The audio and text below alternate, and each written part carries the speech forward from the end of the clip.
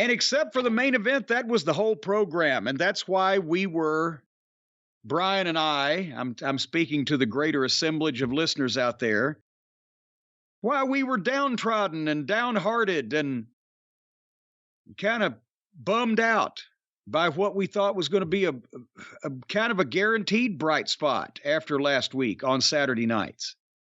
But they brought it up at the end. Should we go into the main event, Brian? Please. It was actually good. An 8-man tag team match. We've gotten away from the 6-man tags. Now we're going to, and now if they call the 6-man tags trios, does that mean this is a quattro or quadraphonic? Well, definitely not quadraphonic. That would be with the sound.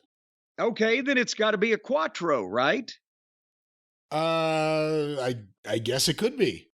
See, that's how silly trios is, to call a 6-man tag match a trios match. But would it be quattros? It's not trio, it's trios. So would it be quattros match? That's what I said, a quattros match. I thought you said quattro singularly. Well, whatever it may be. The point is, and then if they have a 10-man like the Anarchy in the Arena, is that going to be a quintos?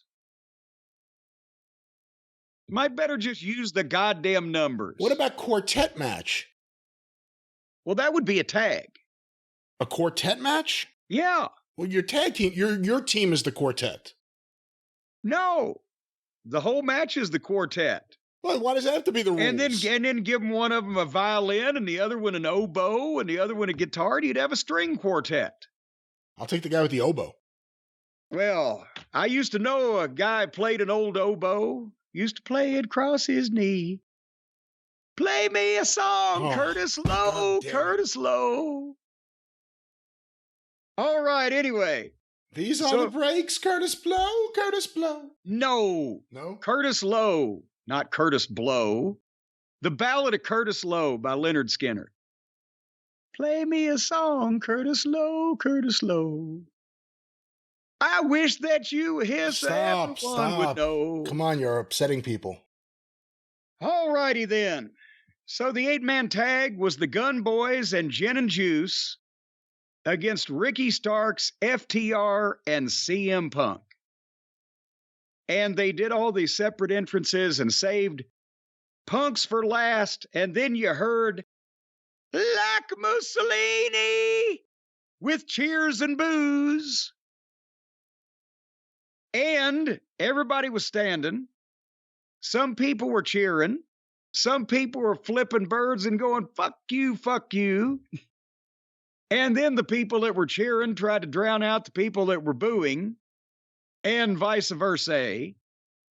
And now they have made it to where that Punk is now not only the biggest babyface, but then also the biggest heel in the company.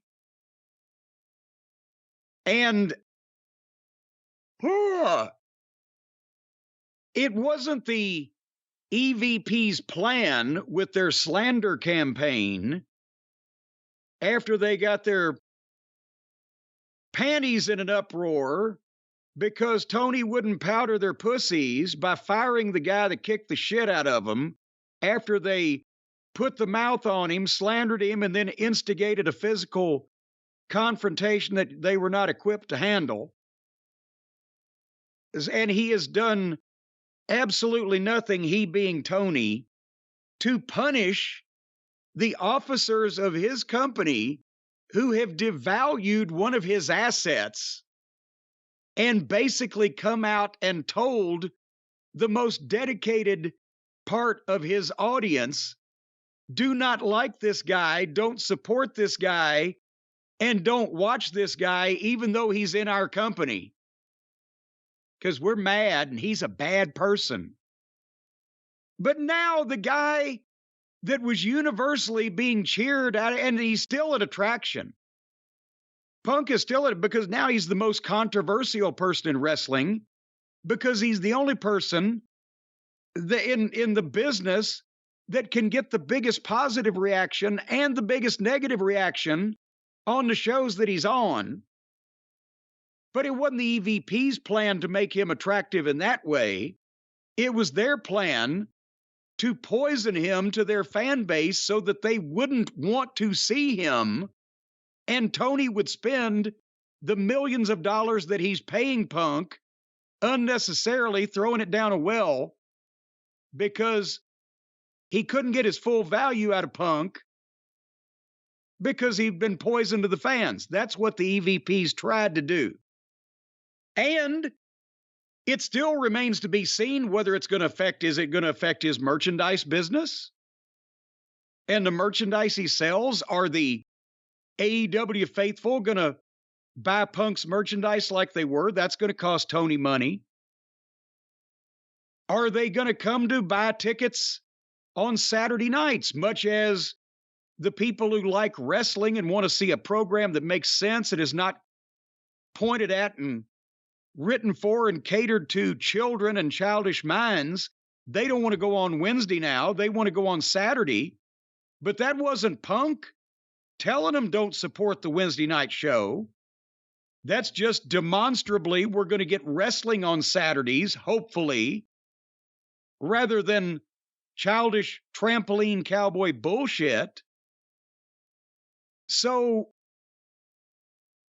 is Tony going to do anything about these motherfuckers that he's paying more money to than they've ever seen in their lives, and more money than any of them deserve from a wrestling promoter for their limited talent that they possess? Talking about Hangnail and Maddie and Nikki and Old Twinkle Toes and their assorted crew that's even less valuable than they are. How long is Tony going to pay them all that money while they continue to do nothing but cost Tony money by devaluing things he invests in?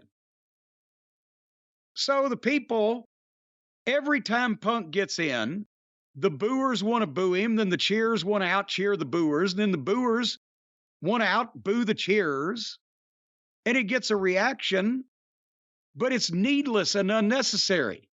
All that Maddie and Nikki had to do was take their ass kicking that they asked for and get over it like men. That's all they had to do. Anyway, like last week, this match was, the in-ring work and general professionalism was way up compared to anything else on this show or anything else in this company. This is the kind of match that the Guns need to be in to learn, because they're opposite guys that know what they're doing, pacing and fucking execution and etc. And again, with FTR and Punk in a match, it looks and feels like a wrestling program. And Jen and Juice are holding their own every step of the way. I love Juice Robinson.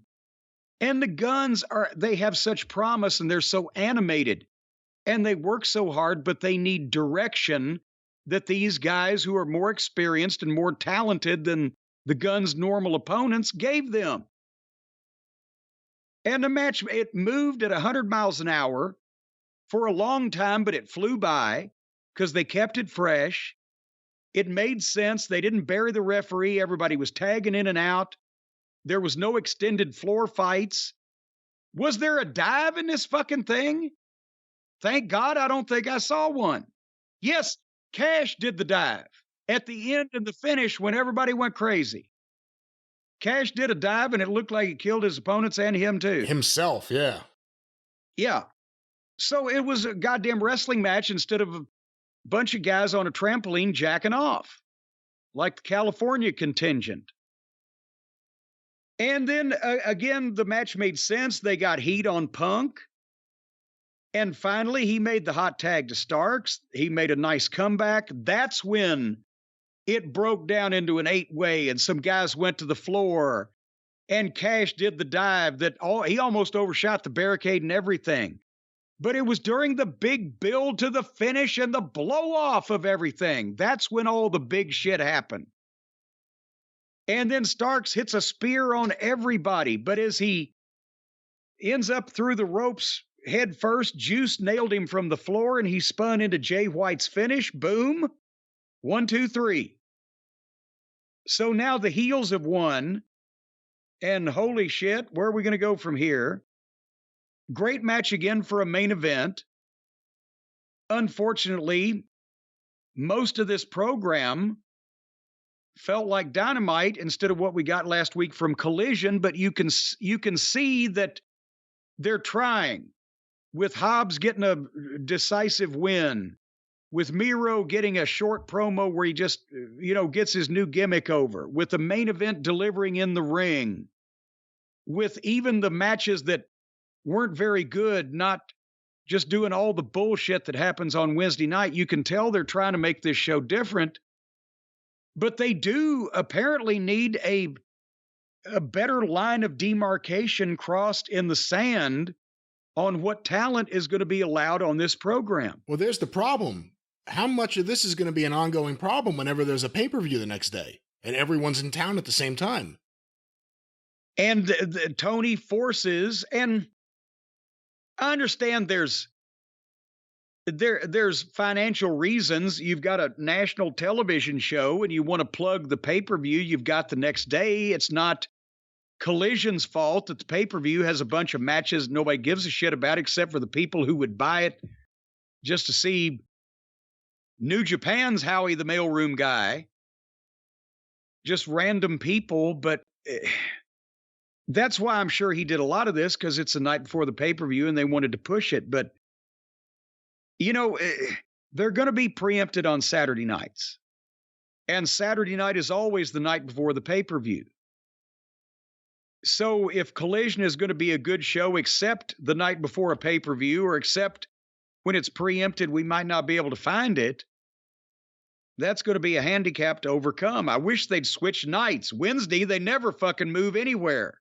Can't we have the good show on Wednesday and the shitty show on Saturday? Anyway,